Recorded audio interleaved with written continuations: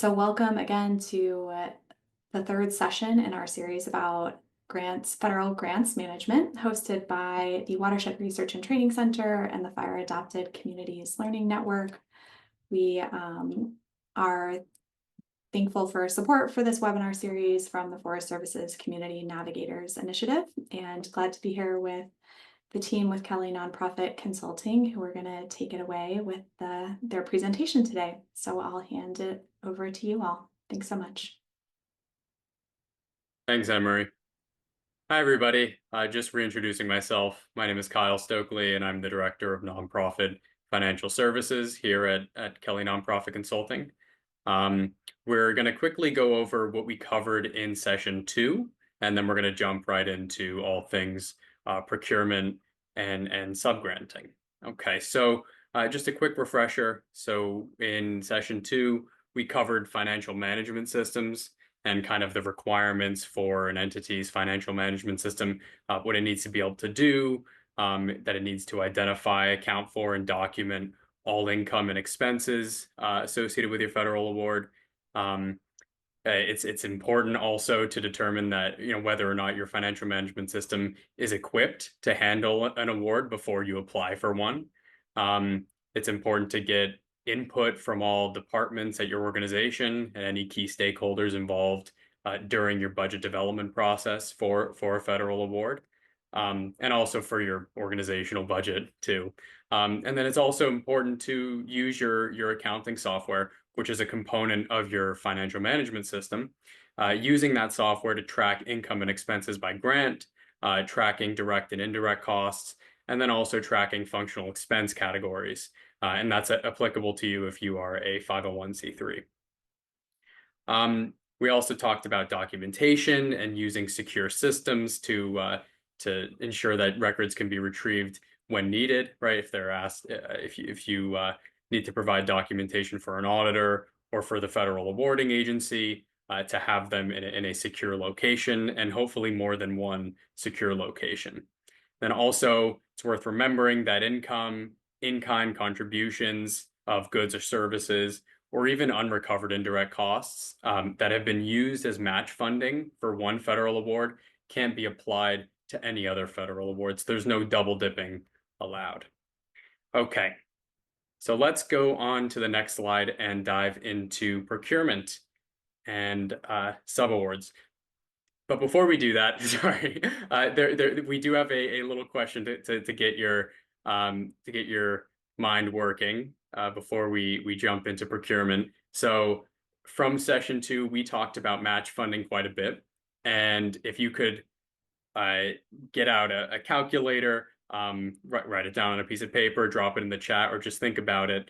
We are going to ask you, what is the total project cost of a $150,000 federal award that requires a 60-40 match? So the federal awarding agency is saying, here, we're going to give you $150,000, but we are requiring a 60-40 match on this award. So how would you find the total project cost associated with that federal award?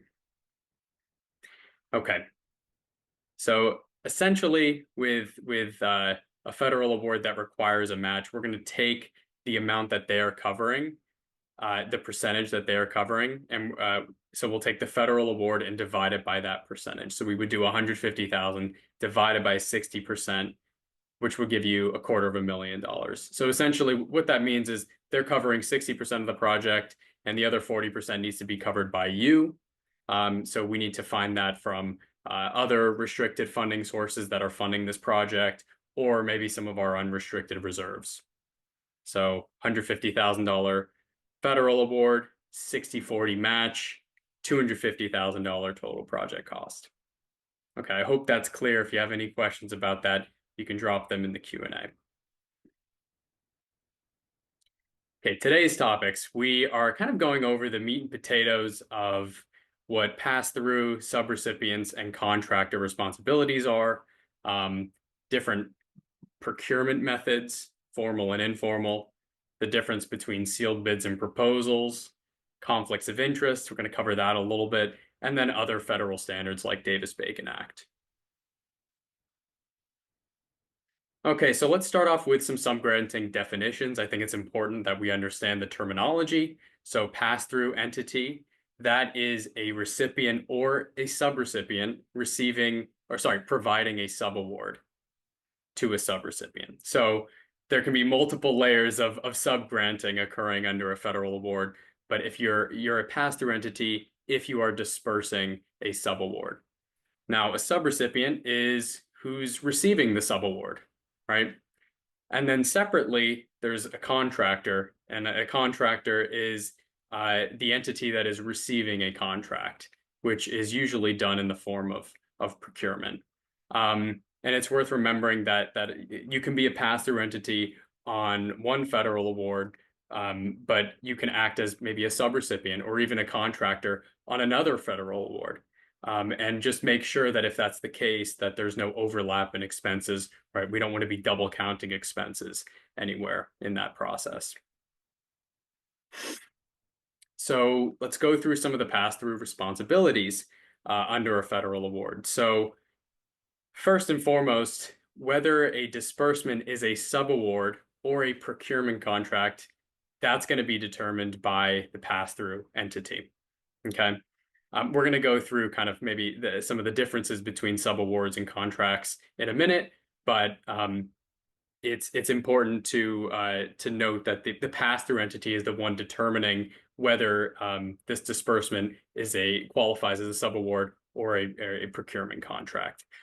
So in your subaward agreement, here's some of the requirements that need to be included in that, or some of the components that should be included in the subaward. So first and foremost, you should have the subrecipient's name and unique entity identifier. You should have the federal award ID number. You should have a description of the project. You should list the performance period, right? So the start and end dates of the project. You also should include the indirect cost rate that is applicable to the subrecipient, right? So that indirect cost rate, it could be the de minimis rate if they don't have a negotiated indirect cost rate agreement. But if they do have a negotiated indirect cost rate agreement, that would either be negotiated with the pass-through entity or the subrecipient's federal cognizant agency. So we have to include which indirect cost rate this subrecipient is going to be using throughout the course of this project. Let's go through some more pass-through responsibilities. So the pass-through entity assumes liability for the award. So they're primarily liable for the award, but subrecipients also have to comply with the requirements that are imposed on the pass-through entity or the lead applicant, you'll sometimes hear. So the pass-through entity is primarily liable, but the subrecipients also have to abide by the standards that are going to be listed out in the grant agreement. The pass-through entity is also responsible for evaluating subrecipient fraud and non-compliance risk.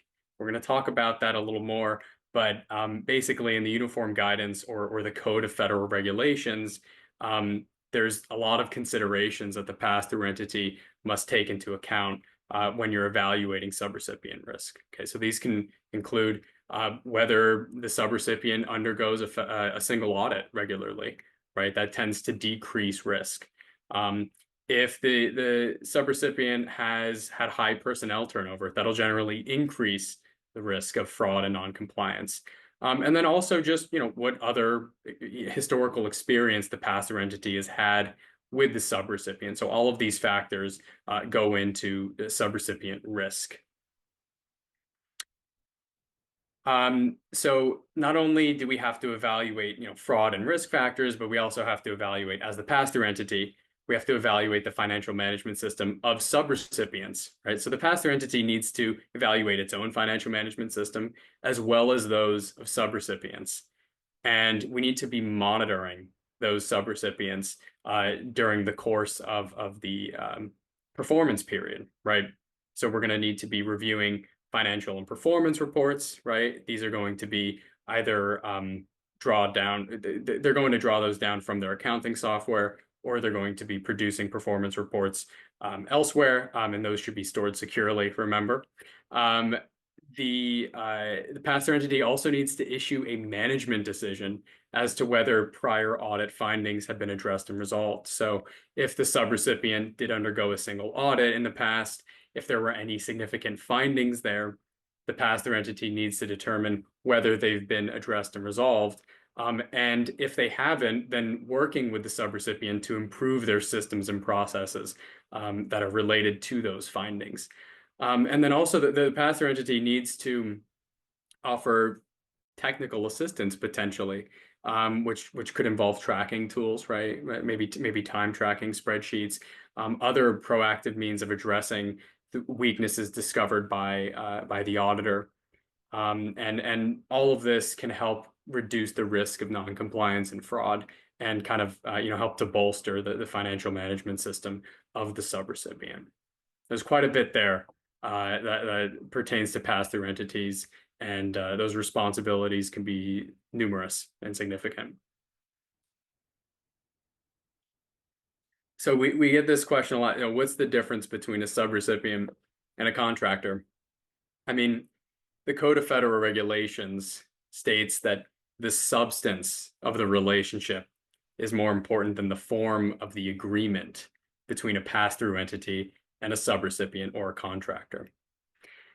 So in general, subrecipients, they act alongside, they operate alongside the pass-through entity to achieve goals of the federal project. They have to abide by the same requirements as the pass-through entity. And in general, they carry out programs that are intended to benefit the public. Whereas contractors, they're awarded a competitive procurement contract, right? They operate independently of the pass-through entity.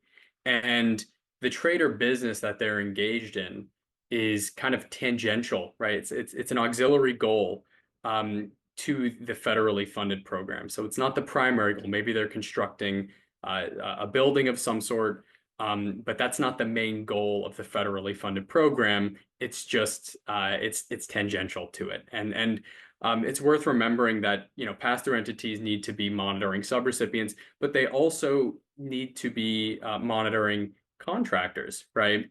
So they need to make sure that the contractor performance is according with any signed contracts they have, or maybe purchase orders that they've received. So you have to monitor contractors, but it's not going to be as rigorous of a monitoring process or as extensive of a process as it is for subrecipients. So that's subrecipients versus contractors in a nutshell. So which of the following would suggest that an entity is a subrecipient? So not a contractor, but a subrecipient.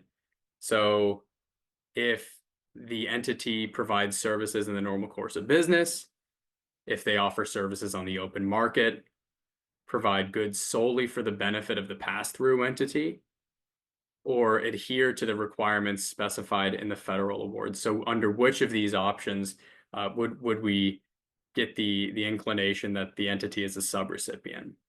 Yeah, if you want to put take a guess and drop it in the chat box, or just think of it, that would be great. Okay, so let's go to the next slide, please. D. So if they're adhering to the requirements specified in the federal award, odds are they are a subrecipient, right? Because the subrecipient needs to abide by the federal award requirements in the same way that the pass-through entity needs to. And if you're struggling to determine whether an entity is a subrecipient or a contractor, it's important that you maybe compile the relevant facts, right? Kind of delineate the situation, and send it to your point of contact at the federal awarding agency and ask them, hey, does this sound to you like a subrecipient, or do they sound more like a contractor, right? Again, it's the substance of the relationship between the pass-through entity and the either the subrecipient or the contractor. It's the substance of that relationship that determines whether they qualify for subrecipient or contractor status. Okay, let's go through some procurement standards. So this is part of the Code of Federal Regulations is extensive. There is quite a lot on procurement. It's a very important component of the uniform guidance. And so obviously, because of that, it's going to be important for your organization to have a procurement policy in place. And what that procurement policy should do kind of at bottom is cover the basic standards listed in the Code of Federal Regulations or the uniform guidance, right? So federal award applications, they might require your organization to describe the procurement policy that you have on file, or at least affirm that it comports with the uniform guidance. So you'll encounter one of those two questions in the federal award application. And it's worth remembering, so that we need policies in place, right? We need written policies for procurement, but also we need to implement those policies. So we need procedures to go along with those. And I think one way to do that, and to implement sound procurement practices, is to have a bit of a cheat sheet on file where you kind of summarize the most crucial procurement do's and don'ts, right? What the thresholds are, how many RFPs do we need, at what point can we do we have to use formal methods, and so on, right? So having this cheat sheet will help personnel that are actually implementing the policies get by on a daily basis. So what should the procurement policy include? So this is a non-exhaustive list, but it should describe how your organization oversees contractor performance, and then ensuring that the terms and conditions in the contract are met. So monitoring contractors is important. It should include some conflict of interest standards, right? That essentially prevent or help to prevent agents of the organization from procuring contracts with entities in which they have some financial interest or other interest, right? So how do we avoid these sorts of conflicts of interest? And then there should be a process in place to avoid unnecessary acquisitions or duplicative acquisitions, right? So we want to make sure that we're not buying the same thing twice, right? Or buying unnecessary things that actually don't pertain to the project at all, that might show up as a question cost in a single audit. What else should it cover?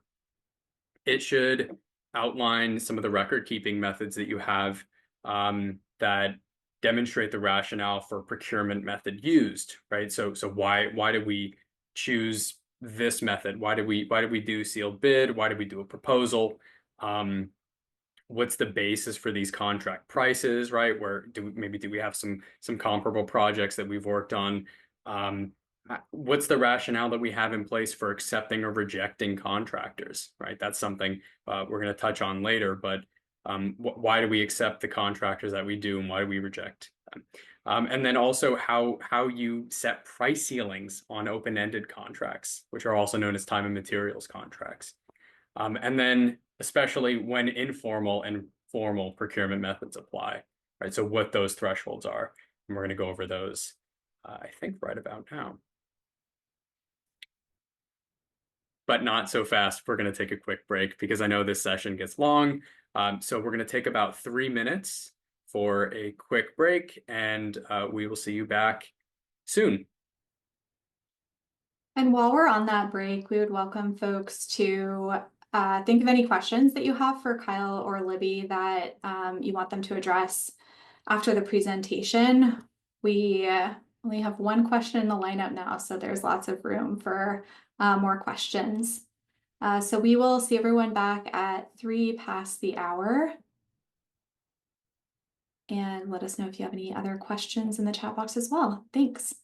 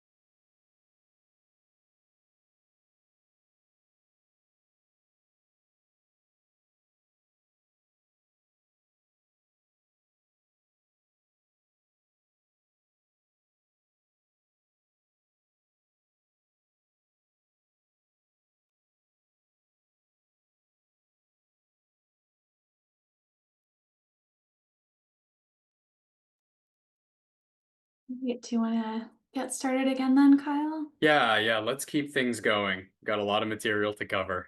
So hopefully everyone's back.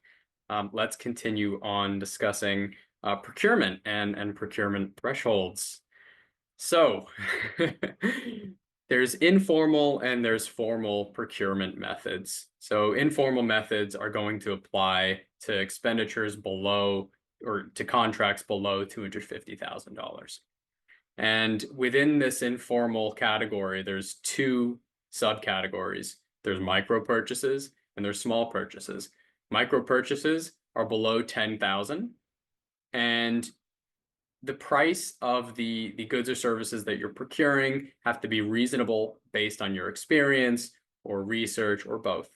And you can increase the micro purchase threshold to $50,000, up to $50,000, provided that you self-certify and maintain documentation that demonstrates you're both a low-risk oddity and that you conduct an annual institutional risk assessment.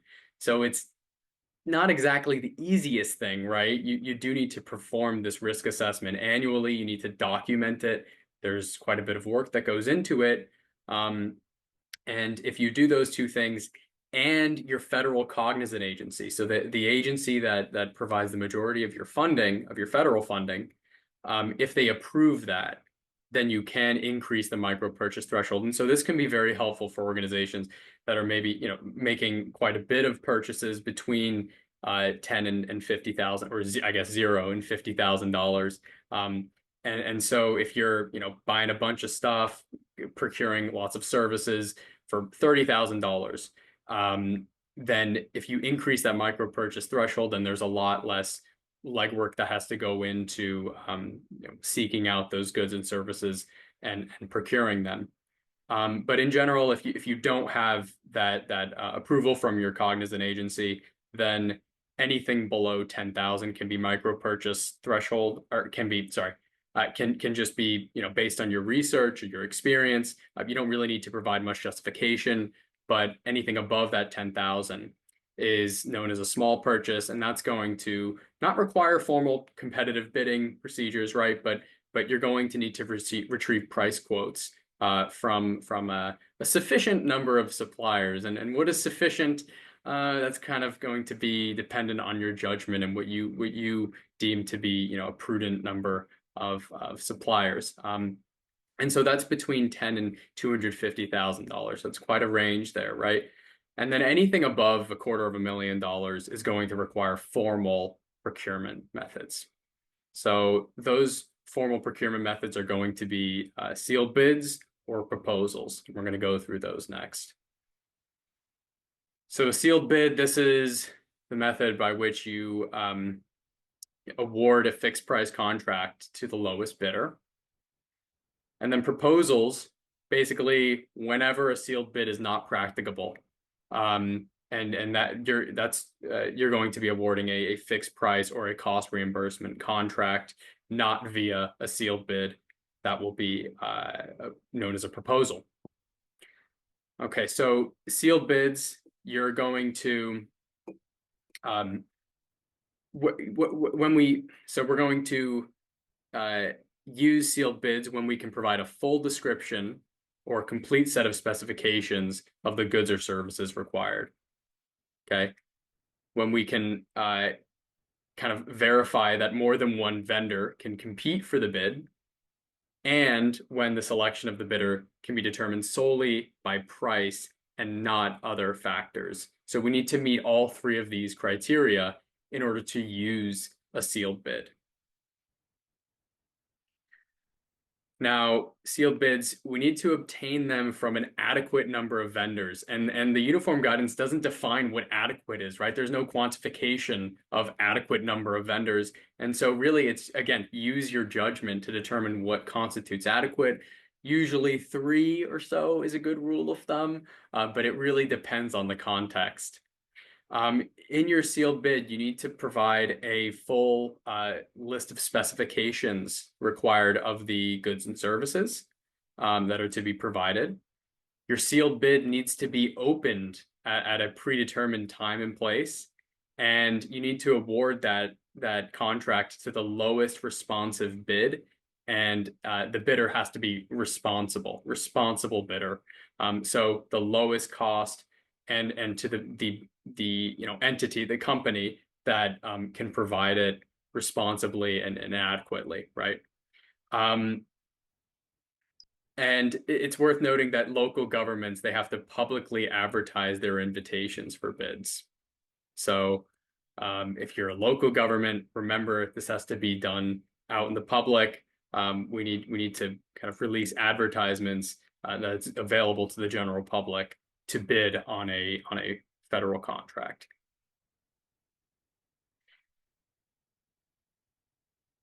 So with sealed bids, we have to document our rationale for selecting the contractor that we selected, but we also have to document why we rejected those that we rejected, right? So maybe we rejected, so all of our rejections were solely on the basis of price, or maybe we had the lowest bid, but they didn't meet all of the specifications, right? And so that's why we had to reject them. So it had to be the lowest cost, but also the one that could meet all of the requirements that we listed in the RFP, request for proposal. So that's sealed bids in a nutshell. It's quite a bit that goes into it, but that's a general overview of sealed bids. Proposals, we're going to use these when sealed bids are not applicable, right? So proposals, we're going to use them on fixed price or cost reimbursement contracts. So fixed price, it's kind of in the name, right? The contract is awarded, here's the amount, right? Versus cost reimbursement, there's a little more flexibility within a range, but we're going to be reimbursing the vendor for any costs incurred in their manufacturing of the goods or delivery of the services. Proposals, we need public solicitation of them from multiple qualified entities. Again, use your judgment as to what constitutes multiple, what constitutes an adequate number, right? But with proposals, the uniform guidance specifies that they should be the award should be given to the responsible offerer whose proposal is most advantageous to the recipient, considering price and other factors. Okay, so it's not just price. There could be other factors that go into this. And within your procurement policy, you should be documenting how you evaluate and select proposals. So we need to document how we're dealing with the RFP process as well as the sealed bid process. And then we're going to talk a little later about non-competitive procurement. And so your procurement policy should cover kind of all of those cases. So there is a caveat here. So an exception is made for architectural or engineering services. So you can evaluate these proposals on a slightly different basis than other contracts. So again, price doesn't necessarily need to be the sole selection factor as it is with sealed bids. The most qualified offer is selected generally, right? And in the contract negotiation process, you should be using your judgment to determine what is fair and reasonable compensation. So there's a lot in the uniform guidance that kind of relies on the recipient's judgment, right, in carrying out these procurement contracts. But again, it's only applicable to architectural or engineering services. So it doesn't apply to other types of services or goods being manufactured. Okay, so we did get a question from the attendee survey that we sent out before the session. And the question was, if you're planning to contract out parts of a project and there's a desired partner, are there ways to be able to work with that partner while still complying with federal procurement policy? And so essentially what they're asking is, so we need to have we need to abide by competitive procurement processes, right? Where we're not giving an undue competitive advantage to any particular entity, and we're objectively carrying out the bidding or the RFP process. So, is there a way to do that, but also choose the desired partner to deliver those goods and services? So essentially, if the desired partner checks all the boxes, then yeah, absolutely. Um, but if the selection process isn't carried out objectively, then it's possible that, you know, your decision making is biased in that case, and you could be giving an undue competitive advantage to that desired partner. And I mean, it's just worth remembering that, you know, within the uniform guidance, we have these formal procurement requirements listed out to prevent organizations from using public dollars to basically enrich their friends or to enrich related parties, right? So we want to keep, you know, competition is key. And provided the process is carried out in accordance with those competitive requirements, then it should be fine, absolutely, to select a desired partner, right, on a contract. But non-competitive procurement can be used in certain cases. So as we mentioned, that micro purchase threshold of $10,000, right? We don't need any competitive procurement methods, right? We don't need multiple quotes retrieved. We can basically just pick, you know, from the vendor that is basically the most reasonable and that can provide us with the, you know, the best quality product for price, right? You can also use non-competitive procurement when there's only one source, right? Let's just say it's bespoke goods or bespoke services. If there's only one source that can provide those, then really competitive procurement is infeasible in that case, right? Or if there's an emergency, if there's an emergency in place and we need these goods and services ASAP, then you can use non-competitive methods. There are some limitations there, but that's generally the rule. Or if you, let's just say, go back to the question, you know, we have a desired partner. If we get prior approval from the awarding agency, right, or from the pass-through entity, if they approve it in writing, make sure it's in writing, then you can use non-competitive procurement methods. Or if you've sent out solicitation for bids and you've gotten no response or response from only one entity, then basically what we've determined there is that there's a lack of competition in general. And so we don't really have to use those formal procurement methods in that case. But make sure that when you're carrying out the non-competitive procurement process, that you're documenting it along the way, right? So we're documenting the competitive procurement methods that we're using and our decision making, as well as the non-competitive procurement methods. So document. It's very important, and then store that documentation in more than one secure location. Okay, I'm going to hand this off to Libby to go over some of the other potential requirements on procurement. Thanks, Kyle. So we've had some questions on these, you know, over the course of these sessions, whether we would cover this. We'll cover it a little bit. There are a lot of, you know, resources online too that go into a little bit more detail. But some of the other potential requirements can include, you know, formally procured construction or facility improvements. They must be adequately protected.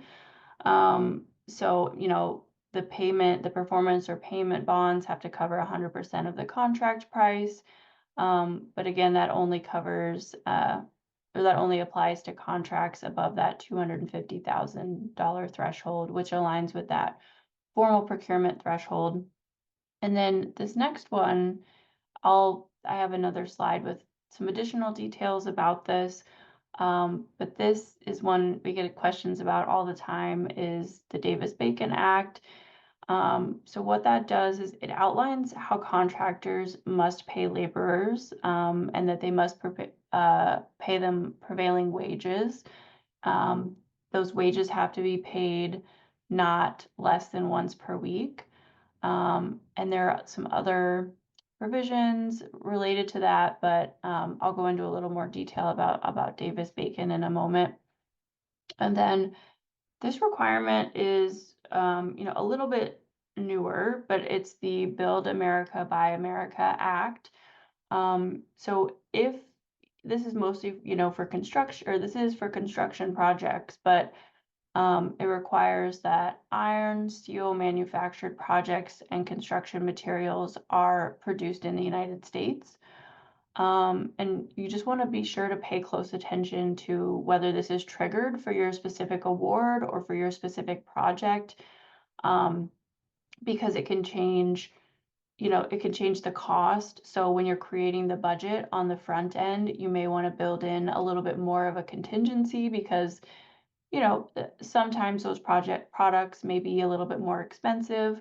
You also want to make sure you're communicating this requirement to your contractor. And ideally, this is a contractor who has dealt with this Build America, Buy America Act before, and they, kind of understand how that works. If they haven't done that before, haven't dealt with that before, just make sure to work really closely with them that, you're ensure you're sourcing all your materials where they need to be sourced from. So there's a link here. So when the slides are sent out, you can look a little bit more closely at the full list of contract provisions too. So diving a little more into Davis-Bacon. So this is this language at the top is this kind of official language about this. Requires all contractors and subcontractors performing construction and repair. This includes painting and decorating work under federal or District of Columbia contracts in excess of $2,000, pay their laborers and mechanics not less than the prevailing wage, and fringe benefits for the geographic location. This is the key part here. This can extend to federal financial assistance programs. So it's not necessarily triggered for every type of federal award if there is construction, but most of the time it will be if you have construction in your project paid for with federal dollars. So requirements under Davis-Bacon, these are the high level things that you need to do to make sure that you are meeting the requirements for this. So those prevailing wage determinations, and those can be found on sam.gov. You want to make sure these can change as often as weekly.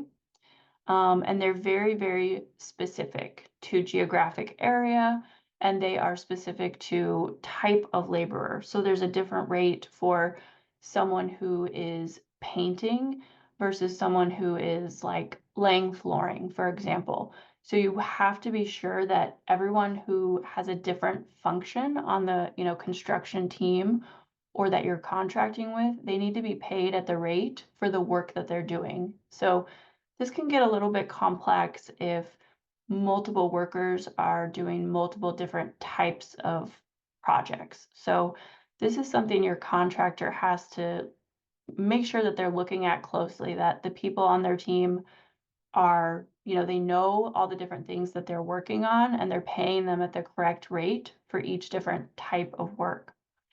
So yeah, on sam.gov, you can go in and if you search, prevailing wages, sam.gov, the search section there should just pop right up in Google.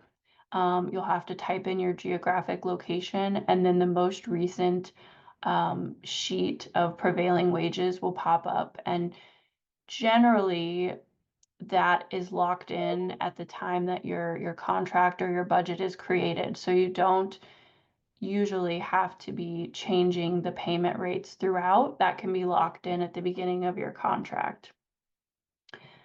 Also inclusion in procurement documents and contracts. So again, it's ideal if you can work with a contractor who has worked on a project that needed to meet these Davis-Bacon requirements. Then they can, if you haven't done it before, they can help navigate you through it. Or, even if you have done it before, it takes some of the,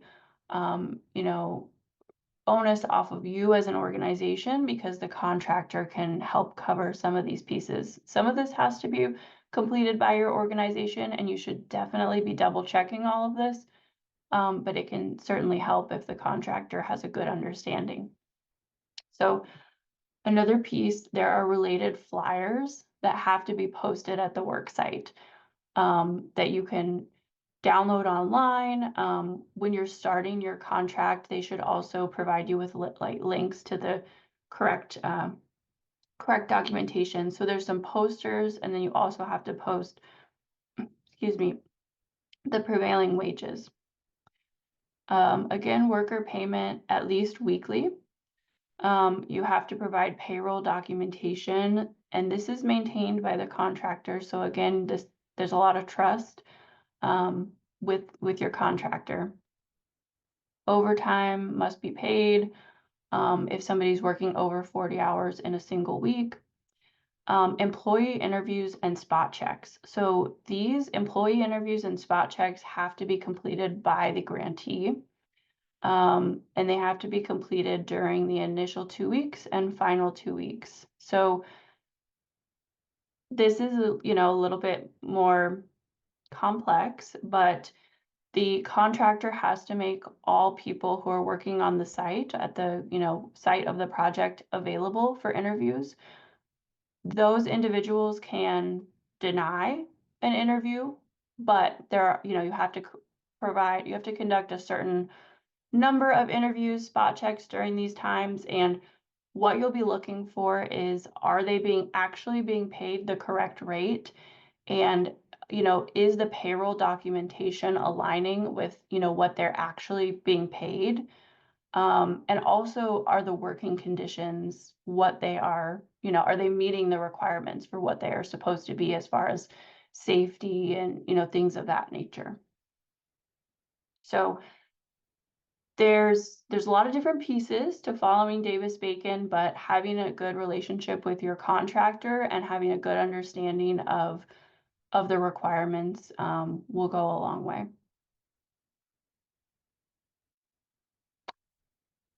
Some of the pitfalls to look out for. So misclassification of laborers and mechanics.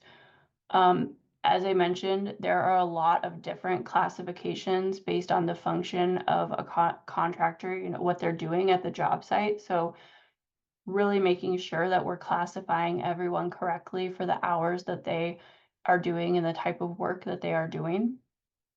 Failure to pay prevailing wage, including fringe benefits. So again, doing those spot checks and having that payroll documentation will help make sure that you're paying that prevailing wage.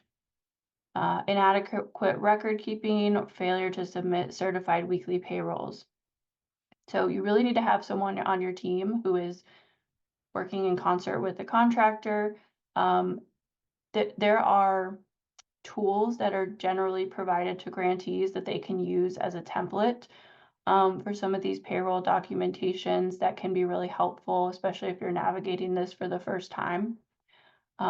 So, talk with your grant manager if you're having to meet these Davis-Bacon requirements. There's usually some tools that they would be able to provide to help make sure that you're capturing all the correct information from the start of your project. Failure to post the correct posters in the work sites. That's easiest to avoid. Just visiting the work site regularly and making sure those are in place is all you need to do for that piece. And again, most challenges can be mitigated by just ensuring both you and your contractor both thoroughly understand the Davis-Bacon requirements. I also recommend having, one main point of contact on your team who is overseeing this aspect of the project. It may be the same person who's overseeing the whole project, but just having one point of contact who is meeting all of these requirements and ensuring all of these requirements are met, is a good way to make sure that nothing is dropped. So I'll pass it back to Kyle to talk more about conflict of interest. Thanks, Libby. So we're almost through with this. We did want to ask, what is a conflict of interest? We're going to be covering kind of what should be in your conflict of interest policy, but I want to get a sense of who has an idea about what a conflict of interest is. So if you could maybe pop a quick answer in the chat, or at least think of it, get your mind working as we come to the end of this presentation.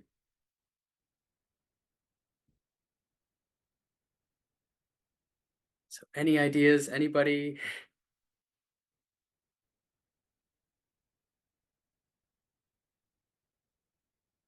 Okay. Got some examples of conflicts of interest. Okay. All right. Yeah, those are not bad. Yeah. Personal benefit.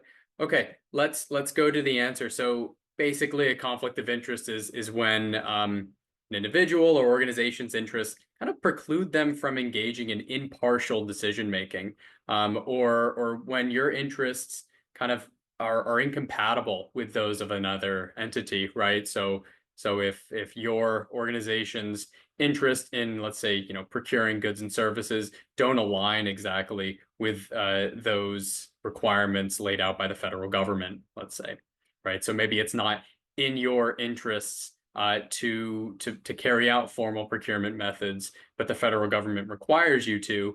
There could be a conflict of interest there, right? So let's just go through an example here. So let's just say your organization needs to hire a project manager under a federal award. And let's just say also the hiring decisions are made by the executive director. Now, if we see the list of qualified candidates includes the executive director's husband, then it probably is a good chance that there's a conflict of interest there, right? And so the executive director is probably going to need to recuse themselves from the hiring process, maybe hand those responsibilities over to, let's say, the board of directors to carry out or to continue on with the hiring process, because we want to avoid a conflict of interest. And it's very likely that the executive director is participating in hiring that, potentially their own husband, that's a violation of conflict of interest standards that are laid out in the organization's policies, but also probably in the federal awarding agency's policies. So what should your conflict of interest policy include? So first and foremost, needs to define what a conflict of interest is, right? So employees are aware, or other members of the organization are aware of what it is. Maybe provide a few examples, right? That's always helpful. Your policy needs to require individuals at your organization to disclose any actual or even potential conflicts of interest. It should describe how you as an organization identify conflicts and how you deal with them, which includes disciplinary actions that are taken if you find out that a conflict of interest hasn't been adequately disclosed, or that there is in fact a conflict of interest that has been essentially hidden from the board, let's say. And this disciplinary action component is kind of what gives your conflict of interest policy teeth, if you will, because if you can identify conflicts of interest, but there's no process laid out about how you deal with it, well, then it's kind of meaningless, right, to have that. And it's important to remember that the federal award recipients need to disclose all actual or potential conflicts of interest, and that process needs to align with the federal awarding agency's conflict of interest policies. And so you need to kind of disclose any actual or potential ones, and that needs to be done in a way that aligns with the federal awarding agency. So that's all we're going to talk about for conflicts of interest. We are going to give you a little quiz now. So if we could pull up the Zoom poll, we'll give you several minutes to complete this. I know we're running a bit short on time. We want to do the Q&A session.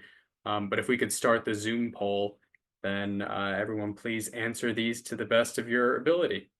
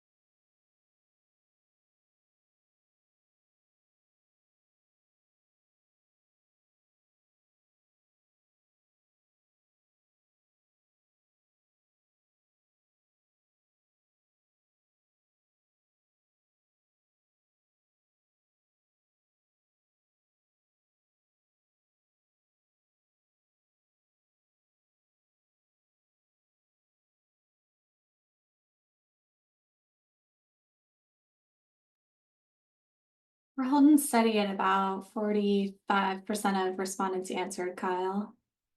Okay, I think we're short on time, so if we can kind of wrap it up, everybody, answer best you can.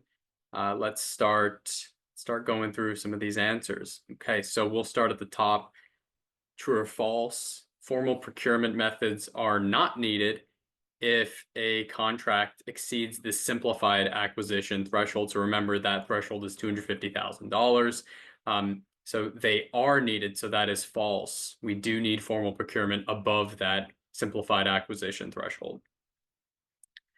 True or false? Subawards are granted to contractors who participate in a sealed bidding process. That is false. So those are procurement contracts. Those are granted to contractors who participate in a sealed bidding process, not subawards. Next one, when it comes to subrecipients, pass-through entities must evaluate all of the following except none of the above. So they should evaluate subrecipient financial management systems, subrecipient prior audit findings, fraud risks, compliance risks. They need to be evaluating all of those. Next one, which of the following would most likely be considered a subrecipient? So the answer is C, arborist company that must abide by a pass-through entity's federal award requirements. So remember, subrecipients need to abide by pass-through entity requirements, by the federal award requirements. Contractors do not. So that's kind of the distinguishing factor there. Next one, subawards must include the indirect cost rate applicable to the subrecipient. That is true. We need to include that, and that can either be the de minimis or if they have a negotiated indirect cost rate agreement, but we do need to include that information on the subaward.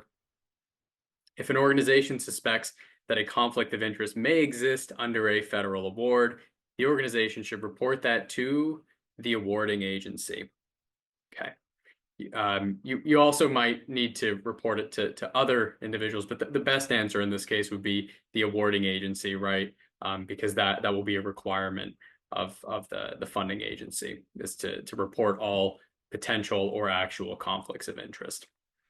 And then fill in the blank. Formal procurement standards help ensure competition is maintained when public dollars are spent on goods and services. It's all about competition. We want to maintain a competitive economic environment to avoid things like self-dealing, unjust enrichment. And I'm glad nobody picked existentialism for that question. Okay, that wraps up the Zoom poll results, and we will dive into the Q&A session now.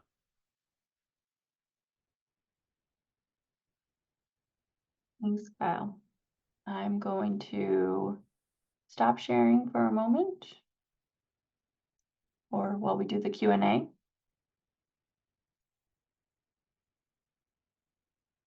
So I found the U.S. Forest Service often does not put the assistance listing on the award. What is the best way to find that number? So you can search assistance listings on sam.gov, and I will put the link to that in the chat. But this is where you should be able to search and find that information if you are having trouble finding that.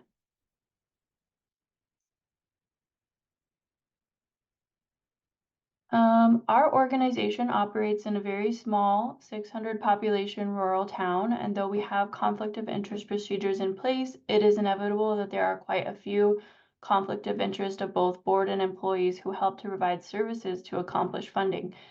Any further tips for ensuring compliance is in place? So the key there, we work with a lot of organizations that are in similar situation, and so the key there is just reporting that potential conflict of interest and recusing yourself from any evaluation if there's, if they're applying for something, or recusing yourself from that decision making. So as long as it is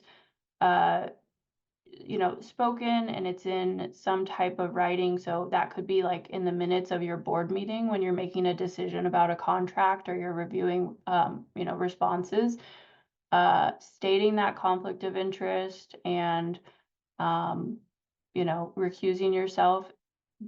That said, that's kind of a best practice, but each organization has to create their own conflict of interest. It has to meet certain requirements. And so that's, that may change depending on what's in your conflict of interest policy. So making sure it aligns with federal guidelines and then following your conflict of interest policy is the best course of action. But that's generally what I advise, is just, stating that conflict of interest and then, having it recorded.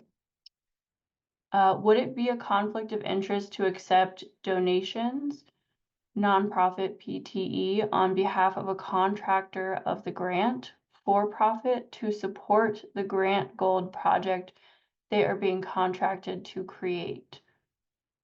So want to make sure I understand that correctly, so it sounds like in this case, a contractor is donating funds to an organization, and then they're also receiving a contract from that organization.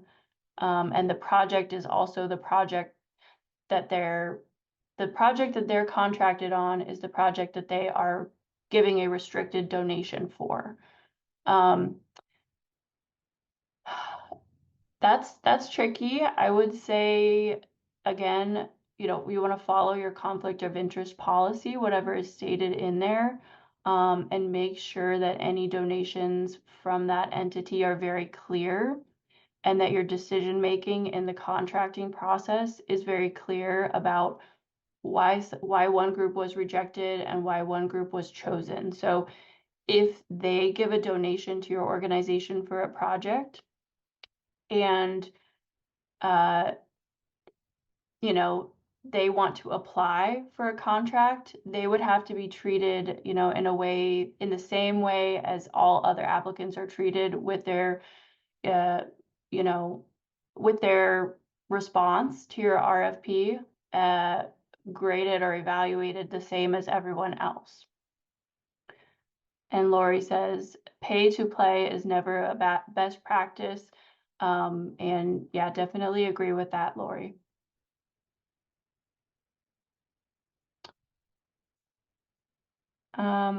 We can be selective in awarding a contract via the sealed bid process. However, to be transparent, we don't get to pick/choose submissions, correct? So Lori, I think you're saying you don't get to only allow certain people to respond. If I'm understanding that correctly, then that's accurate. You cannot deny certain people or groups from responding. You would have to, accept their response, and then evaluate it the same as all of the other responses. So if someone is the lowest bidder but doesn't meet all of the requirements in your request for proposals, you could still deny them. If that group that you didn't want to pick wins it fair and square according with your requirements in the RFP, they're the lowest bidder, they're the most qualified bidder, then you may be required to give it to them. But as Kyle shared, there are some other considerations, especially if it's architectural and engineering. So there are some exceptions there.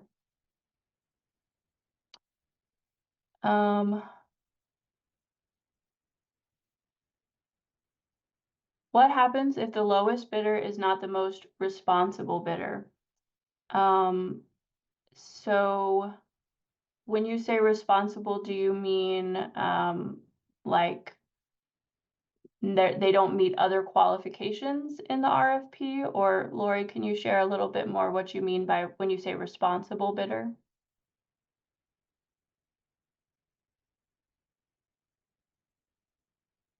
And then I'll go in the meantime to the next question. Does the NOFO always state if the Build America, Buy America Act applies? or is it on the applicant to determine applicability? It should always say in the NOFO. So, yes, it should be in there if you need that. Does Build America, Buy America include forest products such as wood, lumber, or composite wood products? I think that was in the list. I think lumber is in that list. So yeah, the answer is yes. Does the Davis-Bacon Act also pertain to employees? Davis-Bacon Act is for laborers who are paid through contracts.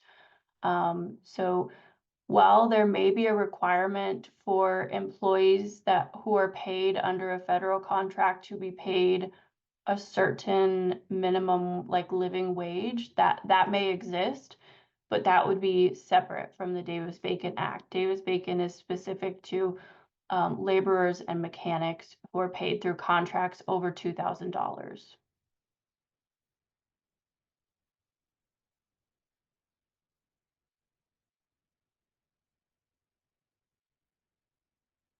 Oh, and then, yeah, Lori says the submission process needs to be transparent while awarding a bid is based on lowest/most responsible. Yes, so lowest and meeting the requirements. So they have to be able to meet the requirements of the contract.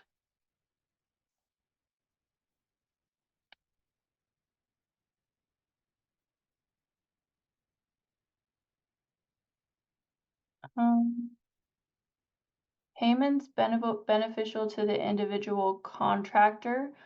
Michael, if you could give some maybe additional context of what you're hoping to find out in the chat, that would be helpful.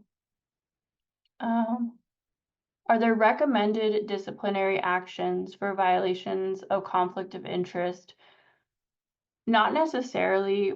Most of the conflict of interest policies I've seen are more of a phased approach. So it's like levels of severity in the conflict of interest, and also, you know, what stage or like where that conflict of interest is. There's a potential for it to, I've seen conflict of interest policies where it's grounds for dismissal as as an employee or as a board member, but that is decided on a case-by-case basis. Kyle, do you have any other thoughts on that? Disciplinary actions for conflict of interest? No, not really. It's generally the case that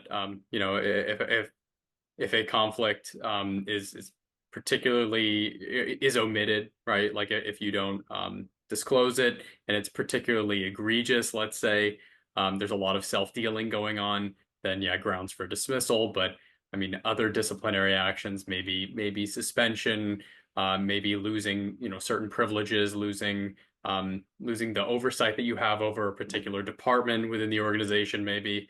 But beyond that, yeah, there's not much else an organization can do, really, right? It's important to emphasize that this is generally at the discretion of the board of directors, and so the board, you need to have good, judicious board members on your board in order to, I guess, properly, suss out whether a conflict requires disciplinary action or not. Yeah. And again, most of the time, conflicts of interest are evaluated on a case-by-case basis based on the potential impact of that conflict on the organization or on its, legal standing or on its ability to meet its contract requirements.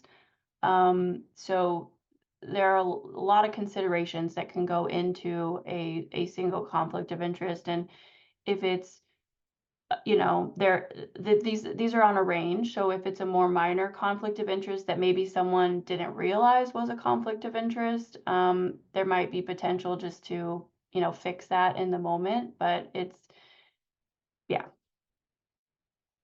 there's a lot of considerations for that.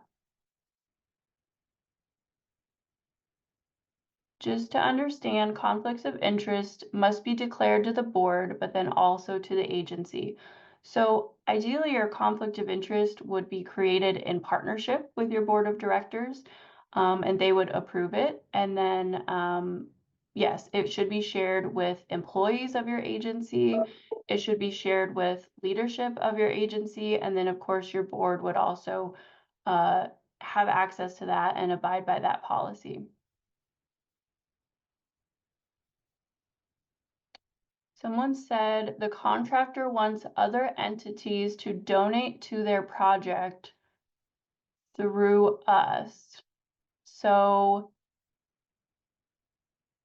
I think I hesitate to give a answer on this because it seems like a more complex situation.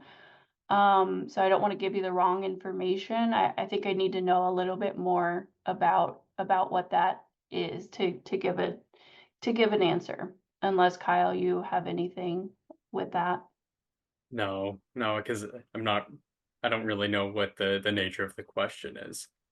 If you Yeah, get more info, that'd be helpful. yeah. When do you have to do a sealed bid? Kyle, do you want to take that one? Yeah, anytime you're above the simplified acquisition threshold of $250,000. And then if sealed bids are impracticable, then you resort to proposals, a request for proposals in that case. And Kyle, could you give an example of when it might not make sense to do a sealed bid and you would then have to do a proposal? Like what would make it impracticable? Oh goodness. Sorry to put you on the spot. Yeah. I think that might be what we're trying to, what the question is here.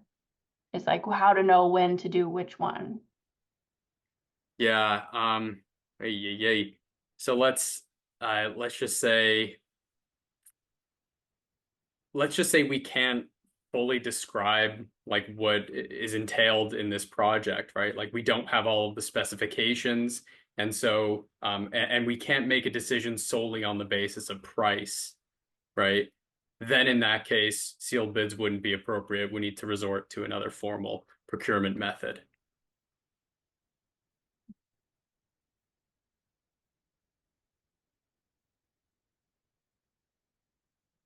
Can federal awards be withdrawn mid-grant execution?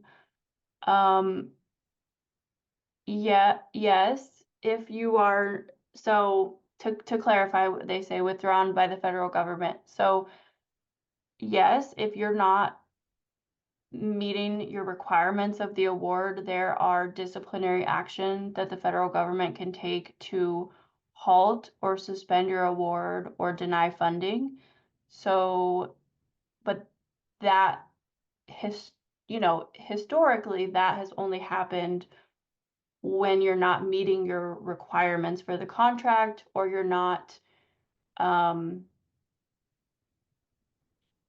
following CFR guidelines. So you're having issues with your financial management system, your financial reporting is not accurate, you're not tracking everything that you're supposed to be tracking, then they have the power to, cancel your award. Now, with everything that's happening at the federal level now, there's been talk of removing awards and without additional justification necessarily, or without that type of justification. So I will say that remains to be seen. I wish I could give a more, concrete answer. We haven't really seen that in the past. We've only seen that as a disciplinary action. So, I recommend staying in close contact with your grant manager, keeping an eye on things that are happening at the federal level, and we'll see. There are some mechanisms that can cancel federal legislation for funding, but they don't happen very often, or they haven't happened very often in history. So Yeah, sorry, I wish I could give more detail or something more concrete, but I think just paying close attention right now and preparing for any potential scenario is what you should do.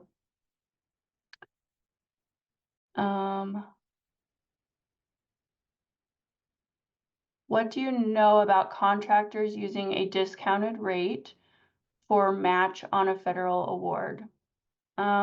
So I'm interpreting that to mean that they're giving you a discounted rate for but by providing partial in-kind services.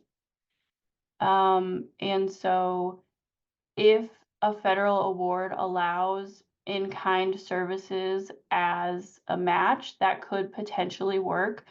However, most of the time for federal applications, you are not allowed to list the name of your contractor because you don't go through, unless it's under that $10,000 threshold, because you don't go through the procurement process usually until after your award, because that hasn't been, awarded yet. If you have gone through your procurement process before you apply and you know who your contract is, and the federal opportunity allows in kind as a match, which it doesn't always, then that should be allowable.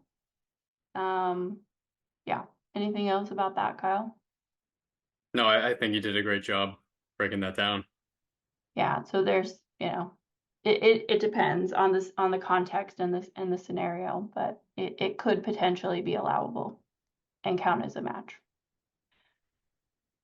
I'm still confused by when you are required to do a sealed bid versus an RFP. So sealed bid is, you'll want to follow that when you know the price of the contract and you know exactly what you need. So if you're saying, I need to buy 10 specific pieces of equipment and I need to procure that, so I know the fair market value of that, and it's going to cost, $300,000 to get that. I know I need to do a formal procurement process. I know the cost. I know exactly what I need. So I'm going to do sealed bids. Say you are looking for someone who is a contractor, but for a more complex project that has, there's different ways to approach the building of the project. So it could be, using different building materials, using different approaches. There's some variation in cost. And there's also some differences in who they're using as the workers for the project. That would be more of a proposal scenario that would be based on both cost and qualifications for the project. So I hope that helps. So that was our last question. Okay, perfect. And so I'm gonna wrap up the Q&A now and pull the slides back up real quick. So just a reminder to everyone, if you're interested, sign up for the one-on-one sessions. That link is shared by Emery and Emily. Those sessions will be 1 hour, space is limited, and they'll reach out to those who have been selected for that support. And I will pass it back to Emery. Yeah, thanks so much, Libby and Kyle. That was really educational, and thanks for getting through so many questions. Yeah, please do apply for that one-on-one session if you're interested in that opportunity. We're gonna try to be making some selections in the next couple of days. We'll also be sending that out in the follow-up email. And as a reminder, our 4th session is coming up the week after next, and we hope to see you all there. Thanks so much.